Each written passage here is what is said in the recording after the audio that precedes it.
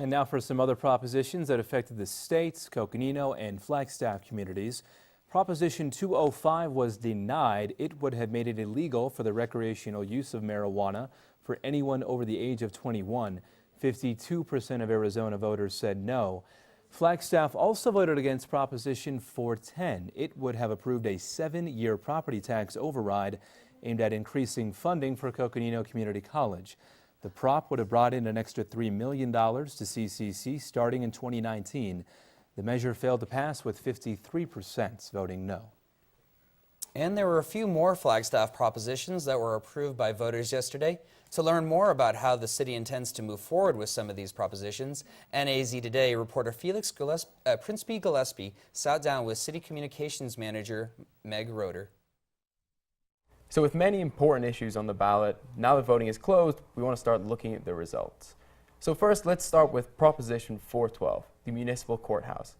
So that passed. I wonder if you could tell us how the city intends to proceed from here. Well, we do have a new city council that will be sworn in on December 20th.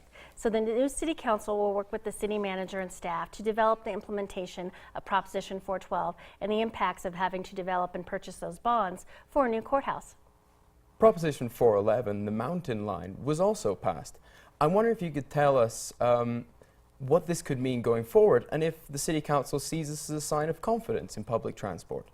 Well, I can tell you that the continuation of Mountain Line is very welcome. I'm very pleased that the city voters decided to move forward on that Proposition 411. So that will be pretty seamless. That will just continue our bus service. So it will just be a continuation of what's happening now. So Proposition 413 finally was also passed, the Buffalo Park's open spaces. Now it passed with almost 87%. I'm wondering if you could tell us what City Council really gets from that result. Well, it's the city in general. What they'll get with that is they will build in that Buffalo Park into the regional plan, and they'll work with staff and the city manager in order to find out how to go forward with that, so they make sure that that is included.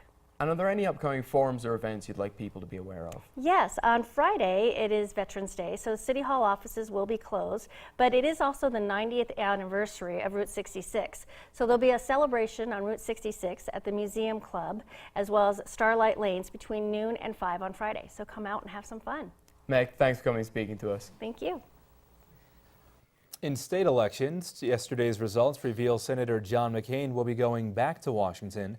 The fight for his 6th term was close early on, but final returns show his competitor Ann Kirkpatrick eventually lost by over 200,000 votes.